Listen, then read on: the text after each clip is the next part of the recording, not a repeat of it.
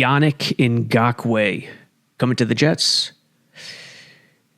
I don't believe it. Also, we describe what we've seen at camp so far. Jets practice, Florham Park. I think 5 practices in now.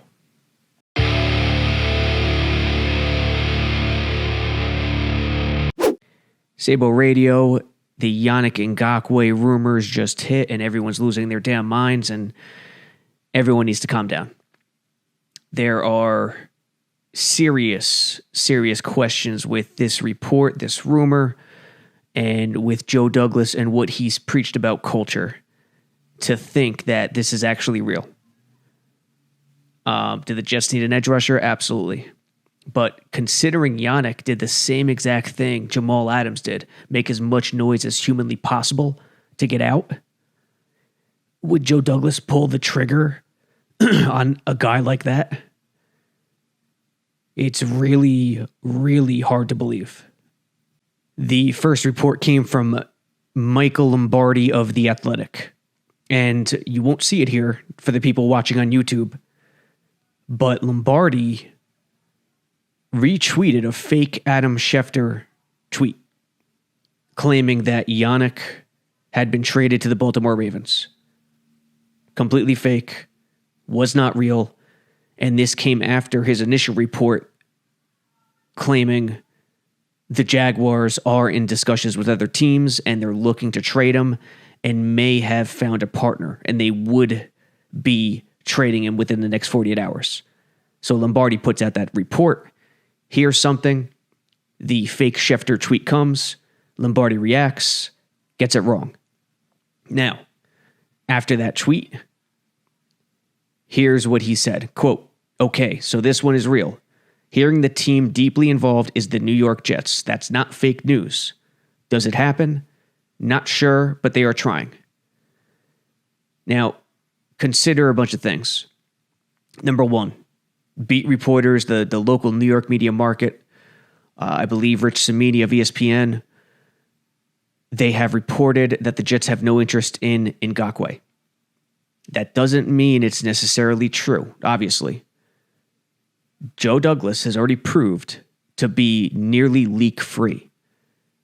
Did anyone have the rumor or the report about Adams going to Seattle before it happened in late July? No. It was sprung on everyone. It was a shock, and it just happened like that. So Douglas holds his cards close to the chest all the time. So it's very feasible that he makes sure no one gets the info before talking to the actual team. Also, Lombardi has been known to be wrong in the past. I will hedge my bets on the local New York beat guys over a national guy like Lombardi any day of the week. And this doesn't include Schefter or Rappaport, who are usually 100% correct, 99% correct most of the time. Ngakoue, culture, it doesn't really add up. I remain very, very suspicious. To trade Jamal Adams, a guy who has demonstrated the willingness to do whatever it takes to get his way, for Ngakoue, a guy who did the same thing, is incredibly tough. It's an incredibly tough sell. It's incredibly tough to buy. Now, obviously, the edge need is incredible. John Abraham is the last edge guy they had. They were in Hofstra at the time. They haven't had a legit edge pass rusher at Florham Park ever. Here is an example of Ngakoue on Twitter in April. He's been extremely quiet since April, but what he did in April was damaging. Twitter, he calls out Tony Khan, the Jags owner. Quote, "Stop hiding, Mo." It just blatantly calls him out. April 20th, 1:16 p.m.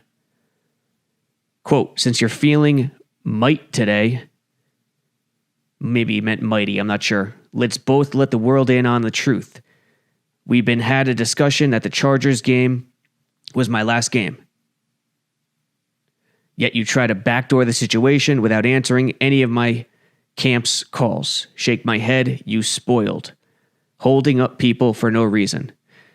The Jags owner, Tony Khan, responds. It's a new regime here, sir. I thank you from the bottom of my heart for all the contributions you made here. That said, tweeting insults at me won't get you traded any faster. Only good trade compensation will do that. Please redirect your efforts in a more productive outlet.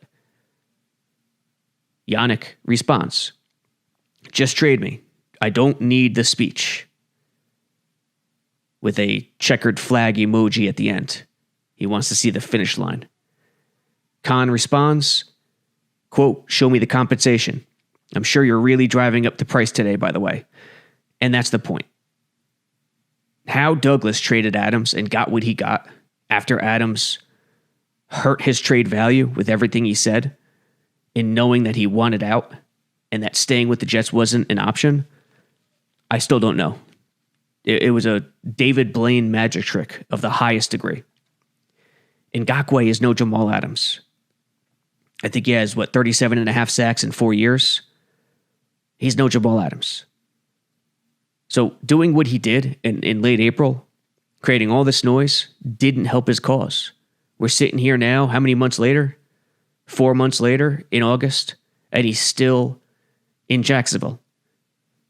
Also, the Yannick and Jamal situations are not similar. I mean, they're similar. They're not identical. Jamal has played 3 years in the league. He has 2 years left on his rookie deal. Made all that noise. Yannick was not a first-round pick. He was a third-round pick. Outplayed his rookie deal. Deserved more money on that rookie deal. Got franchise tagged. Will make a ton of money this year. A ton. I don't know the exact figure, but a lot. Especially for an edge rusher. So, asking for more money, asking for a team that would be willing to give you a long-term deal on a franchise tag is much easier to swallow than a guy who's making noise after just 60% of his rookie deal is completed. Jamal Adams, 3 out of 5 years. Remember, Le'Veon Bell, same thing. Second-round pick, outplayed his rookie deal, didn't make hardly anything on his rookie deal, maybe $4 or $5 million in 4 years, was franchise tagged that 5th year, and he didn't hold out until that 6th year, in which he was franchise tagged for a second straight time. And even when he did hold out, he didn't make a ton of noise, and 2 of his teammates just completely called him out in the public via financial matters, something that guys say don't happen. Guys in the league say don't happen, but they do. They're all human. It does happen. It's football. If someone is perceived to be quitting on a team, guys are going to speak up. So not every situation is the same. People are going to make that distinction between Ngakoue and Jamal Adams. It's not similar. Ngakoue has more of a right to complain and shout and want a new deal. Still, does Joe Douglas want to pull the trigger on a guy like that? That's the question. Are they even interested? Who the hell knows? But that didn't stop Jets fandom from losing their minds. And especially because it's an edge rusher, they lost their minds. Samini even tweeted, relax Jets fans, something of that nature, telling them to calm down. The cherry on the top of the entire situation is Yannick's new agent, new representation, DEC management, tweeting out about the situation. Quote, always a good day when a reporter, in quotations, leaks a trade that's not happening as of now and then gets duped by a fake Twitter account of a national reporter backing up his fake trade. I love this site, referring to Twitter. I hate this site. You can love it all you want. It's damaging to media, to journalism. But he's just jumping all over Lombardi based on the Ravens' fake Twitter quote tweet, retweet, whatever you want to call it. But the interesting part is the first part. Always a good day when a reporter leaks a trade that's not happening as of now. So even though the Ravens part is just hogwash, it's garbage, Lombardi got duped and he admitted it, DEC management they absolutely did not throw water onto the fire. Their verbiage is quite clear.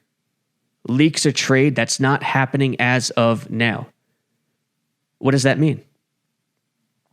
Although Lombardi's been wrong in the past many times, although with Joe Douglas, he keeps stuff under wraps, they don't shut down the trade completely. They leave that situation dangling, DEC management. And remember, Ngakoue recently changed representation. He fired his agent this summer. Had to wait the mandatory 5 days, and then jumped onto DEC management. Ngakoue, keep an eye on that. Personally, I don't know if I would pull the trigger. It would obviously depend on the compensation. Would you take Ngakoue for a second-round pick? Of course you would. He could be a little bit of a head case troublemaker. Fine. You could deal with one of those guys if he's an edge rusher that will severely help the defense, and you're only giving up a second-round pick when you're already loaded with picks, thanks to the Jamal Adams trade. But Joe Douglas, knowing him, he would want to stay true to his principles. He would want to make sure this guy is not going to cause any headaches, not going to cause any trouble. If it's for more anything than a second round pick, or second and third, I'd be very wary of a trade, and I just don't think it would happen. I only think it would happen if Joe Douglas got a bargain, which could be possible at this late date in August, heading into the season. Wednesday practice, the Jets ramped it up after a Tuesday walkthrough. Gase mentioned on Monday that there are certain restrictions with COVID where he can only go a certain amount of time, and it builds from there. He went 90 minutes on Monday with tops, with shoulder pads and helmets for the first time. Monday was the first time in pads. Friday and Sunday were just helmets. So they thumped a little bit on Monday, only 90 minutes. Came back on Tuesday with a country club type feel walkthrough. Guys are wearing hats. They were just walking all over the place. More of a mental day. I don't know what they did in the building. I'm sure they did something. And when I say something, I mean a lot, because they didn't go hard on the field.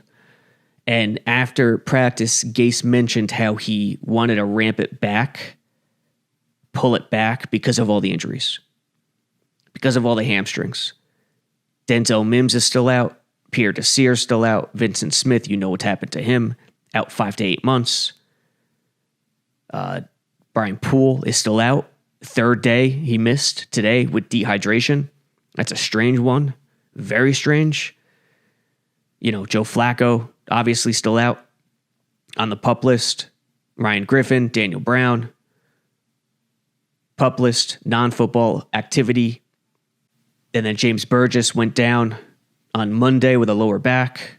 And then today, Connor McDermott was the guy who went down with a knee. He's going to have an MRI. So he pulled it back Tuesday, walked through, try to rally the troops in terms of health. And then he came back today, Wednesday, with tops again, with shoulder pads, helmets, shorts. And today was the first day where they really got after it a little bit. The physicality was ramped up. On one occasion, Frank Gore took a inside to mid zone. The offensive line did a good job of pushing it to the play side. Gore cut back, beat the backside edge, Jordan Jenkins, to the spot, and pretty much ran for an 8 to 10 yard touchdown. But at the goal line, he lowered his shoulder and thumped Bradley McDougald. He didn't go down immediately, but eventually did. And that was just one example of the physicality. Elsewhere, Harvey Lange with the second team knocked down David Fales, who scrambled for about 5 yards. It was a coverage sack. Probably was a coverage sack. I don't think Fales would have escaped the pocket. Obviously, it's not live, but once Fales scrambled, escaped the pocket and scrambled, Lange came over and just popped him, knocked him down. It led to both sides, the offense and the defense, playfully talking trash, nothing serious. If it was Sam Darnold, it probably would have been a different story, and haymakers would have ensued. But it wasn't Darnold, it was Fales. Lange knocked him down. That's football, all is well. The last example was Le'Veon Bell, who took an outside zone to the right side of the offense, and Arthur Mallett, playing slot corner, popped him, knocked him to the ground. Marcus May was coming from the inside, coming from an inside-out look, inside-out perspective, and was also there, the second man in, with the physicality. But Mallett and Bell hit the ground right away, and it looked like Bell loved it. Bell popped back up, loving the contact. He's ready to go.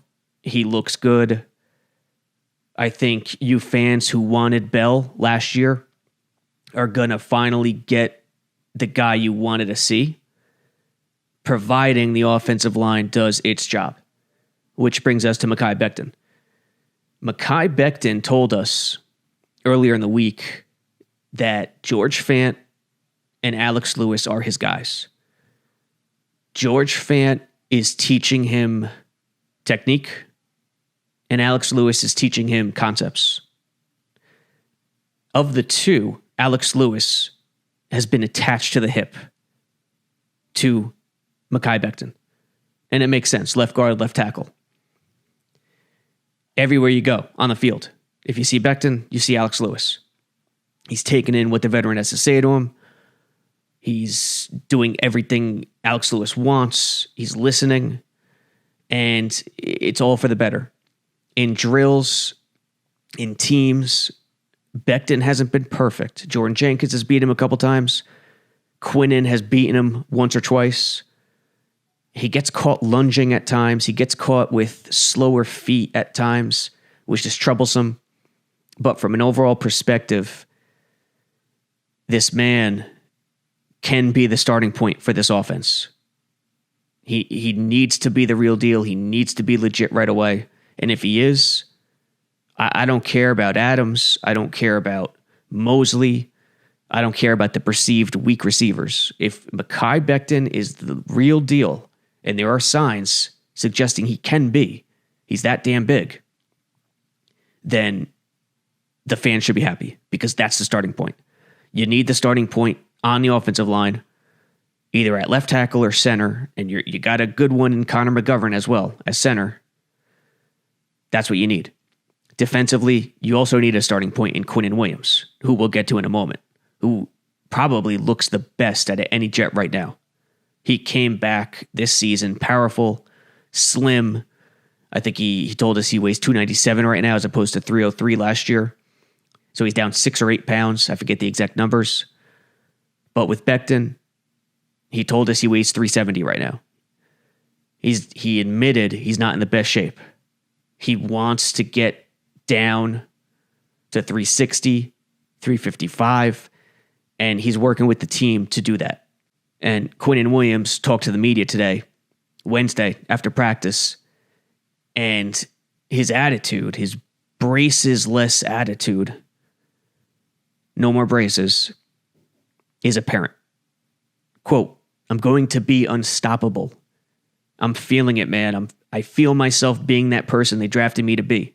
I feel like I'm coming into being that person, to being a dominant defensive tackle in the NFL." Again, it's early. They haven't even gone full pads yet. They're not really mixing it up with teams too often. There have been team sessions here and there, but a lot of it is they're focusing on one aspect. For example, today, it was a lot of man coverage. Today, there was a lot of zone rushing schemes. Greg Williams and Gase are not mixing it up, and they're not really getting deep into teams. It's a lot more positionals right now, which is to be expected for, the first week of training camp without a minicamp, without OTAs, without anything else. So Quinnen Williams has been a huge standout. Jordan Jenkins looks better too. He looks like he's coming into his own a little bit. The corner situation is dire. without Desir. Bryce Hall, too. And a little tidbit on Bryce Hall. Even though he's on the COVID list, he also has an ankle injury still from college, which Gase revealed to the media. So even if he was lifted off the COVID list, he still wouldn't be playing. He'd still be dealing with that ankle injury. Cameron Clark, also another one who's hurt. So Clark, Hall, and Mims, part of that rookie class, all hurt. Ashton Davis on Monday had a day. On one play, he was playing single high safety. Ball down the right sideline. I forgot if it was Fales or Morgan. It was one of the two. Going for Josh Malone, receiver. Ashton Davis is an athletic freak. And with his range, he ranged from single high, middle of the field. I couldn't tell what kind of jump he got. I couldn't tell if he was shading to the left or not. But he ranged to the left and met the ball, met the body on the sideline, popped Malone, separated the ball from the body just as the ball got there, a split second after the ball got there. I don't care if it's Pop Warner, NFL, college. I don't care what level it is. Doing that as a free safety, as a single high safety, not a too deep, a cover 1 or cover 3, whatever. Doing that from single high and ranging all the way to the sideline. It was the sideline. It wasn't the numbers. It was the sideline. Is a near impossible feat for any safety. But not this guy. He is an athletic freak. And if he can get down the nuances of the game, he could be scary. I don't think he's a strong safety. I still think he's a free safety, which we're seeing a lot of him shadowing McDougald. And that's the other thing. The way you thought McDougald would be used is not the case. May and McDougald are very interchangeable. And May is dropping down in the box a lot. Still a long way to go. But it looks like May has sort of taken over for Jamal Adams, while McDougald has taken over for May. And then Ashton Davis is breathing down McDougald's neck, shadowing him in a lot of situations. Sam Darnold, Brashard Perryman, that's another story. On Wednesday, Perryman took a 80-yard slant to the house. Mallett was quickly benched afterwards. It was terrible coverage. Darnold didn't have much to do on it. Play action, strike on the slant. Perryman, with his speed, gone. Brashard Perryman is a talented receiver. He does things Robbie Anderson couldn't dream of doing. Contested catches, back shoulders, toe tapping on the sideline. He is a talented catch and traffic guy. He's a more talented receiver than Robbie Anderson. It's not even close. The problem are his injuries. Is he more reliable? Robbie Anderson has been more reliable, and reliability is huge. And with Denzel Mims out, with Vincent Smith gone, with Doxson opting out, Perryman has to stay healthy. He has to. The other positive is Chris Herndon has been good in camp as well. And you could see it with Darnold and Herndon. They have that connection right away, that chemistry. There's no question about it. Wesco has also been a surprise. With Daniel Brown and Griffin out, Wesco has been pretty solid. Made a catch today on a seam, kind of a, I don't know if you would call it a slant exactly, but kind of a seam in near the goal line where he caught the ball over his head. Didn't have to jump, but reacted pretty nicely to a ball that was above his head. Full extension catch, came down with it. So Wesco's been pretty good too, and the return of Herndon is huge. It's massive. Defensively, Mallett is playing a lot of slot with Bless Austin and Hairston on the outside with all the injuries. And it's amazing, right? Fans were banking on Mosley and Avery Williamson to return all year. What a great duo, inside linebacker duo. I wrote about Mosley a couple months ago to not bank on his return because of that groin injury he had with surgery. You could never bank on a guy's return at his age. Now that he opts out, missing 2 years of football, Forget about it. Don't even think about banking on his return. But Jets fans were waiting for that duo to return all year. And guess what? Start of camp, they're back to where they started. They're back to square one. Neville Hewitt and Blake Cashman. Anwar hasn't really got much play with the first team yet. Could be a scheme thing. Early in camp, you're going to go with guys that are returning who know the scheme while the new guys catch up, especially this year because they didn't have, again, they didn't have OTAs, minicamp. They didn't have a lot of time to incorporate the new guys. Burgess is out too, as previously mentioned, with a back. And Darnold. Darnold looks better. Darnold looks quicker. Gase mentioned it after one of the practices that he saw it right away. Darnold is going through his progressions quicker. He's noticing everything quicker. It's just clicking for him in the second year of this offense. Remember, we haven't seen him enter a second year in an offense yet. Just hasn't happened. It was Jeremy Bates the first year. It was Gase last year. So Darnold entering year 2 at Gase with an improved O-line and a healthy O-line. Listen, you can have all the injuries you want on the outside at the skill positions. But as long as the O-line is healthy, and as long as the D-line is healthy, that's the most important aspect. And right now, there are no injuries on the O-line and D-line. 0. None. McClendon, Phillips, Henry Anderson, Jordan Jenkins, Basham, they're all healthy. Offensive line, name them. They're all healthy. So in terms of that, the fans should be excited. The injuries outside are tough, receiver, corner, but what are you going to do? This season is about establishing an infrastructure, and right now, so far, so good in terms of the O-line and D-line. And Mekhi Becton. Becton scares me a little bit. He absolutely does. But when he gets to a guy, he plants him. And on Monday, he planted Neville Hewitt. He got to the second level, put him on his ass, and afterwards, Neville Hewitt had nothing to say. He's like, yeah, he got me. He absolutely got me. That's football. He also got Blake Cashman. Didn't plant him on his ass, but on the same day, run to Becton's side to the left. He moved out to Cashman, engaged. Once Becton gets his hands on a guy, it's over.